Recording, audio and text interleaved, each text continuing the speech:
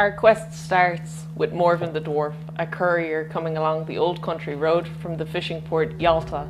He often stops along the route to take on passengers that he passes by along his way. The first he finds is in a young elven druid who comes from the forest accompanied by a wolf.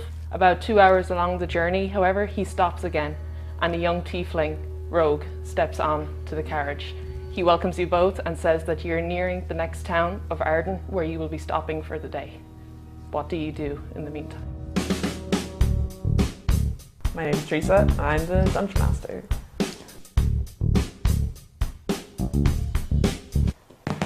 So they don't see you sneaking around in the background. You can add 2 goblets to your inventory, both priced at about 150 silvers each. So then instead they turn to you because you're the last person kind of standing beside them awkwardly. How long have you been a DM for?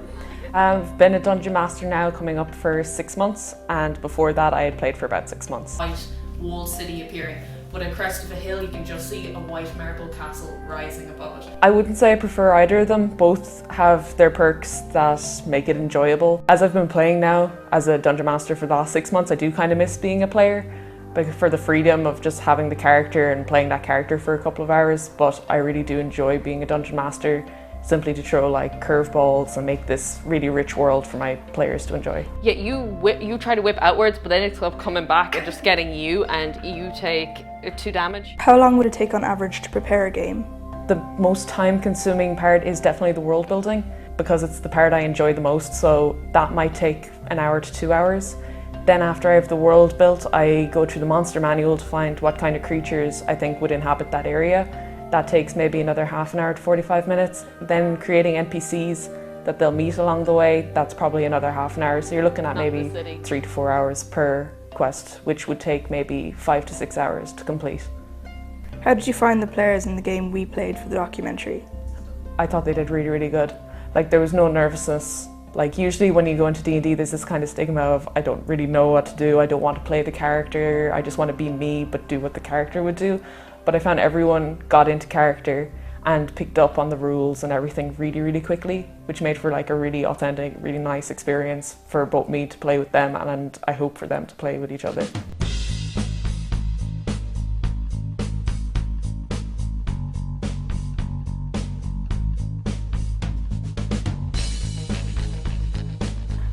My name is Leanne and I play Fortune the Tiefling.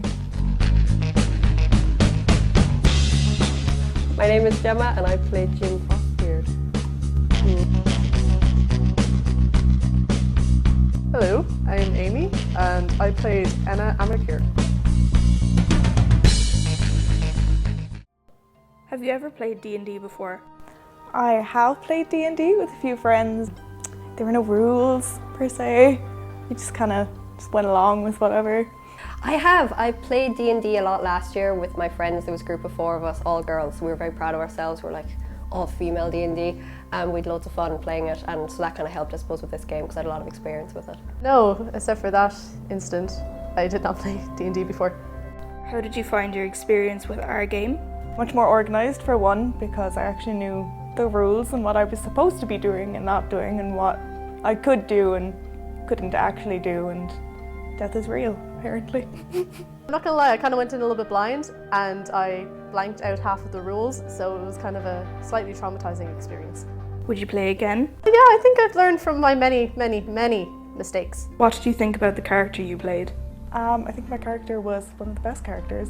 Shares my ambition for money. Jim, it was really funny because he's kind of Irishy, like he's your stereotypical Irish dwarf. That sounds really bad. He's a stereotypical Irish guy, so I think that was really fun to play because I was able to like mess with different accents and stuff. Jim was great. He's like so funny and brought like the whole party to life, because when Jim came in and just kind of started messing everything up for everyone, it really got the plot going. Let's get you out of those wet clothes. And I think as well that they were so into character. The second they started the game, it really made like a nice atmosphere within it. What's your favourite part of D&D? I prefer world building because I feel like if you spend more time on the world, it'll make it feel more authentic. Particularly with my players, if you focus too much on the story, you're not able to complete it because they'll just do their own thing and they do things I can never predict. So if I have a really enriching world for them, no matter what they pick, they'll feel like it was meant to happen within the game. I kind of like the original NPCs because like, I don't know, I think it can make for like funny situations and stuff, but like they just throw in like this random person who you never thought would like be in the game. He's this hairy man behind him. He's like, look, I'm sorry, I can't deal with you right now. I'm trying to deal with all the people. Well then go, you need a doctor. I suppose for me, characters are the best thing ever. I think, well, a good plot is obviously important, but at the same time, I think characters are, you know, where it's at. You need a good lot of NPCs, you know, that are kind of original, quirky and fun. So I think that's what really makes the game. I'm a sucker for character development. Do you have any funny stories to share as a DM from observing your players? Within the party we have a gnomic bard named Snazu, and they were infiltrating a prison while searching for a missing person who was last seen entering this mine, and the mine was heavily guarded, so they had to go in during nightfall and hide within there. Snazu failed his stealth saving throw and he was hiding in a barrel which a guard found him in, and instead of trying to attack the guard or escape or do anything, he just started screaming at him that he was an apple and trying to convince him that he was an apple. And then he got brought to prison where he tried to convince the king of the area that he was actually still an apple. And it was a complete disaster, and that led to a complete change of plotline, but it was so funny. Did you have any issues dealing with the dungeon master? Teresa was really good. She had everything really well prepared, and she was really helpful with statistics and things like that at the beginning, all of which I had forgotten, so that was really handy. Before, we were very friendly. During, not so much. You know, they play some evil characters. Questionable. Not going to lie, I didn't realise the Dungeon Master was going to be the Dungeon Master and that they had so much control over the game, so during the game I was kind of just a bit flabbergasted because I was like, oh god, okay, hi, you're no longer a friend now apparently. Do you enjoy role-playing and interacting with the DM's NPCs? Yeah, I really like the NPCs because when we did it, it was just she was taking none of my nonsense, and I really like when people do that and they try and create more conflict in it. It's just more fun. I love playing NPCs, and up until recently I used to kind of get into characters with NPCs, but now as the party is more comfortable with role-playing, I do get into the NPCs more. So now I just kind of have a backlog of characters that could appear in various places for them to interact with. She was really good crack when she wasn't conspiring a plot against me in game. Out game she was really nice to me, so that was great. Yeah, again, I kind of didn't realise I'd have to play my character, so I kind of just went me into this mystical world, so it was grand. How do you think Amy would fare in a D&D world? Amy would die, step in and just die. I do like it when the party just interacts amongst themselves within character as well, because I think it makes it feel a little bit more authentic as well. Everybody needs to back up. It's about to get a little bit hot. A little steamy. Did you have any favourite NPCs from our game? The barman. The barman was definitely one.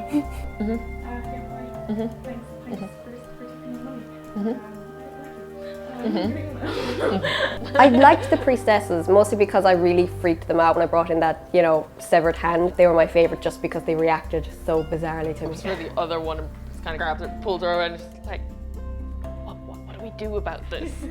And you need a persuasion check. What's your favourite part of D&D? Probably the fighting, because that's somehow what I end up doing a lot in it, kind of accidentally, so. I can imagine the role-playing would be more fun because the stat required a little bit of maths and I'm kind of shy at that, so.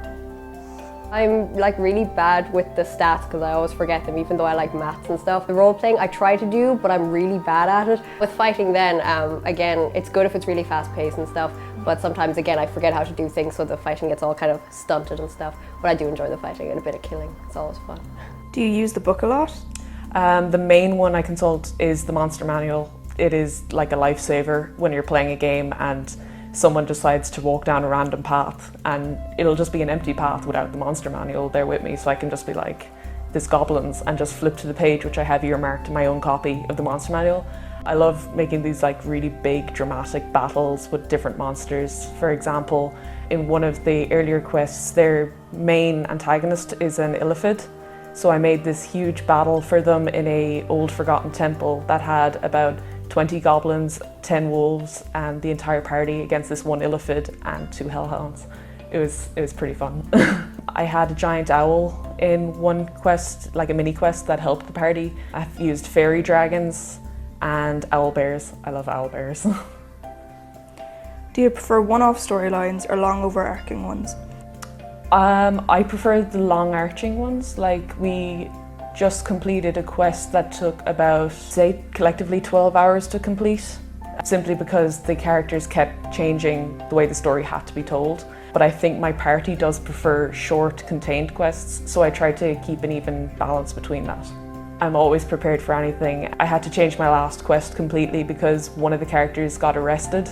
So we had to spend 5 hours breaking him out of prison, which I hadn't planned for at all, so just had to make up on the spot with an entire prison, monsters within the prison, guards and all kinds of things, but it was very fun and they really enjoyed it, so I was happy with that. As if a spell is broken though, the wolves all lift their heads, kind of look around, look what they're doing, lick their wounds and run away into the surrounding area. They're gone. Let's go get the wolves back. they gone. And Do you feel comfortable approaching your dungeon master?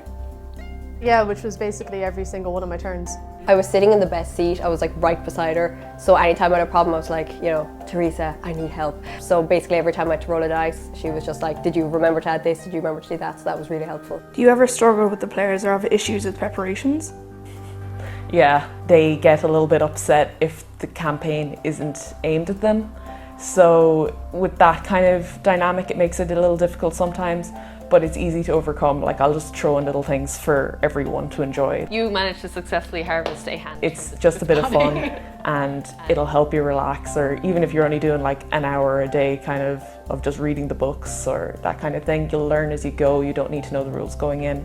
So just have a bit of fun. And as you return to Arden, successfully banishing the hand of the druid who had caused such strife, you are rewarded generously. So generously that you can live out the rest of your days happily ever after.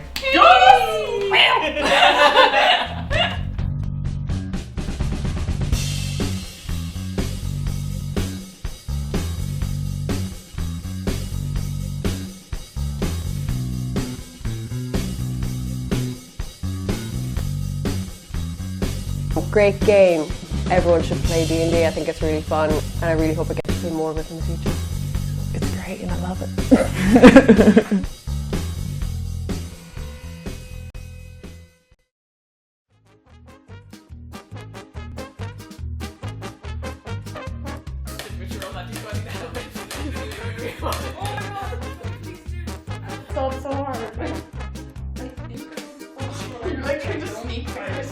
Oh jeez, I don't think the complaints were coming. Then you can use whatever you want. Yeah.